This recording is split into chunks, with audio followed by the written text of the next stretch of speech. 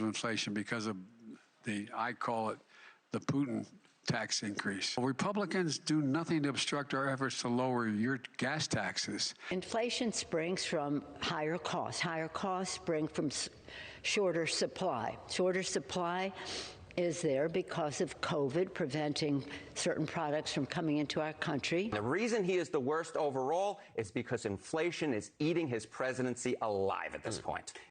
And the hits just keep on coming for President Biden as he hits a new low in this week's Fox News polling. 40% of voters approve of his job performance, 59% disapprove, a net negative of 19 points. His ratings were underwater by 14 points last month and by just 8 points in early May. So the slide continues. The president's best marks came in June of last year when 56% approved, 43% disapproved. Set a few bumps in the road since then. Let's dig into the issues with tonight's Dream Team panel. Democratic strategist Bree Maxwell and Project 21 co-chair Horace Cooper. Welcome back. Great to have you both. Thank you. Okay, so this is what we find out is that all of these things that have happened with COVID and Putin and all these other things, the First Lady finds this very discouraging. She says, according to a CNN headline, she's quoted, saying the president had so many hopes and plans for things he wanted to do, but every time you turned around, he had to address the problems of the moment. This says she was speaking with a couple dozen attendees at a private home in maybe a fundraiser, I'm not sure, but it was a private event. That's the headline that we got, Horace. She says he's had a lot to do, but he's just being confronted by things that nobody could have planned for.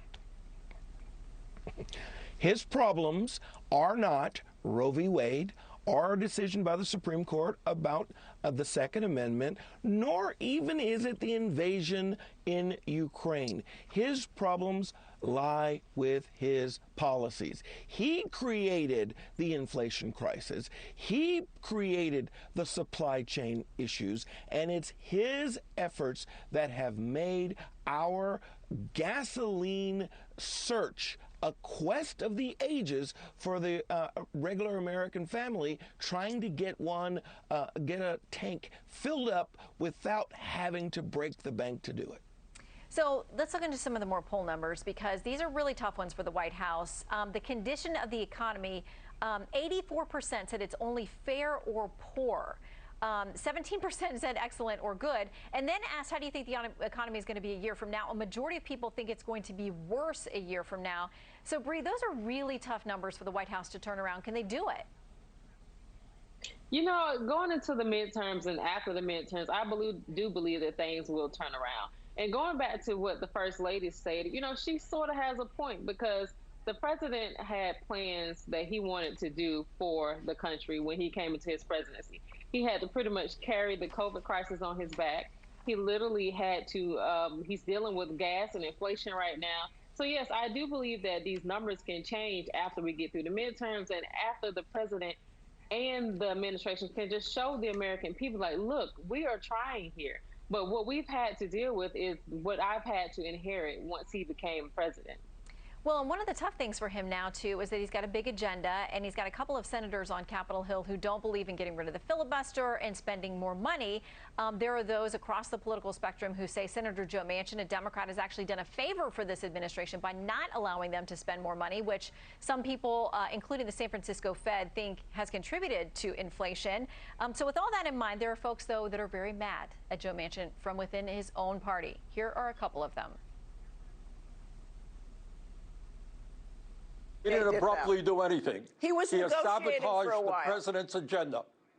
No, you have people like Manchin, Sinema to a lesser degree, who are intentionally sabotaging the president's agenda. I don't know why Senate Majority Leader Chuck Schumer still allows for Manchin to be the chair of the Energy Committee. So, Horace, a little inside family dispute for Democrats right now. Well, the truth of the matter is those two senators, especially Senator Manchin, have actually prevented this president from being even more unpopular than he already is. All of the unconstrained vision ideas that he would like to put forward have been halted. Now, let's repeat, however, All of these problems began when he completely and totally mismanaged Afghanistan. That had nothing to do with Russia. That had nothing to do with the pandemic. His administration's policies squeezed oil and gas, and thankfully, you've got senators in his own party that say, we're not going to let crazy happen here today. So quoting, or at least characterizing how some Democrats feel in this Wall Street Journal op-ed piece, it says Democrats aren't suddenly alarmed by the discovery of unexpected evidence that the president's too old for the job. They are alarmed by the discovery of entirely predictable evidence that he's too inept for the job.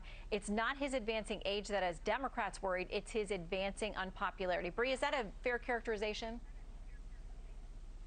You know, I think the issue right now is the fact that one, Manchin is a problem, and Democrats are giving Manchin too much power to basically hold things up. I don't think age is an issue right now. Age, I do not give it to ageism. But what the issue is right now is we have to figure out the art of the compromise to make sure that we can get the country back on track. And right now, Manchin is one of the people that is holding it up.